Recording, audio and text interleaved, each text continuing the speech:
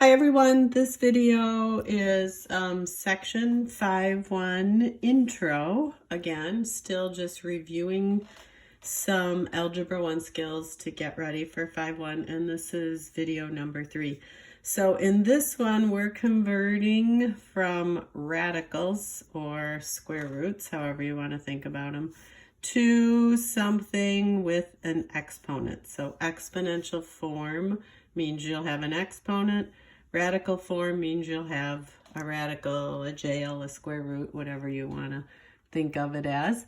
So let's do a little bit of naming this stuff first. So this is radical form, has the radical. This is exponential form, has an exponent. Notice your exponent is a fraction. No big deal, still just like an exponent. So the base, I like to say the base is the big number. These are little numbers, right? In size, they're smaller. The base is big. So x is the base. M is the power, which you're used to from exponents. And n is the root. Okay? So when we're in radical form, let's write those right there. That's the root, and that's the power. In exponential form, you'll notice the power ends up to be the numerator in our fraction, and the root ends up to be the denominator. And the analogy that we like to use is if you think of a flower, right? This is the flower. And this is the root on a flower. Picture this like a flower. Right, here's my flower. Here's my root. So the power becomes the flower. And the root is the root. So up here, you can think power becomes the flower, or the power goes on top, the flower, and the roots are always under the ground, so that goes on the bottom. So that's why we call this flower, power, root rule. Okay, so if you look at this, this is the power, this is the root. 64 is the base, that's going to be there every time. Power becomes the flower, root goes on the bottom because roots are underground. So flower and power, root, root. So let's look at some examples here. So this is convert to exponential form. So they're all radicals because you see they're all under a square root. All we're doing is rewriting these as exponential form. So 16 is the base. When I look at this, I don't see any roots or any powers, but remember, every number has a power. If you don't see it, it's an invisible one. Every radical has a root. If you don't see it, it's an invisible 2. So the power becomes the flower and the root 2. So this is the same as 16 to the 1/2. Square roots are always to the 1/2. So if I gave you square root of 5, that would be 5 to the 1/2. Okay, base is 6, power is 3, root is 4. 6 to the 3/4. Base is 5. Power, I don't see one. It's a 1. If you don't see it, it's a 1. Power is 1. Root is 6. 5 to the 1/6. This, by the way, you would read it as the 6th root of 5. Okay. 3 is the base. Power is 6. Root is 5. I think you get the idea. This one, you have to remember everybody or everyone gets a flower, I like to say.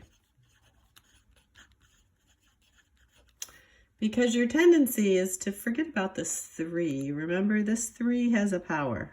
It's a 1. I recommend you write the power in if you don't see one. Write that 1 in. Your base is 3AB. Everybody gets a flower. So the 3 gets a flower of 1 and a root of 3. They're all going to have the same root because it's a root 3 radical over everything. A, the power is 5, root is 3.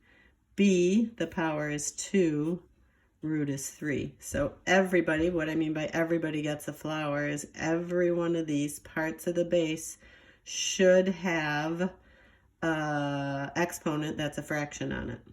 So that's why write in that invisible power, then you won't forget the 3. The common mistake on this is to write this, 3, a to the 5/3, b to the 2/3. You forget that this needs a flower also. So 1/3 there. Okay, now going the other way. So in this one, I have bases with exponents, base with exponent, and I want to write them as a radical. So if I'm writing them as a radical, first thing I always do is write a radical.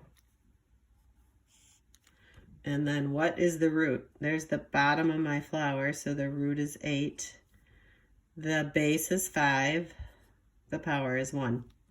Now remember, I don't have to write that 1, so I could just write this as the 8th root of 5. These are the same. Okay, converting to radical form. I need a radical, so I put that in first. Then I find my base, 125. Power is on top, that's your flower. It's 2, root is 5. Okay, converting to radical, so I need a radical. Base is 36. Root is 4. Power is 1. I don't have to write a power of 1. I can, but I don't have to, so I can leave that just like that. Converting to radical form, write a radical. Base, 24. Root, 4. Power, 3. Flower becomes power. I wanted to add a couple more in here because sometimes the base is in parentheses. So if this has an exponent, so if I'm writing this as a radical form, what is my base here? Well, it's x to the 3rd. And if it's wrapped up, keep it wrapped up. Keep it in those parentheses. Now what's the root here? 5. What's the power? 3. So if it's in parentheses, if it's wrapped up in parentheses, keep it wrapped up in parentheses. So if I'm rewriting this in exponential form, my base is 3y all wrapped up. The power is 4. The root is 3. The base was in parentheses here, keep it in parentheses here.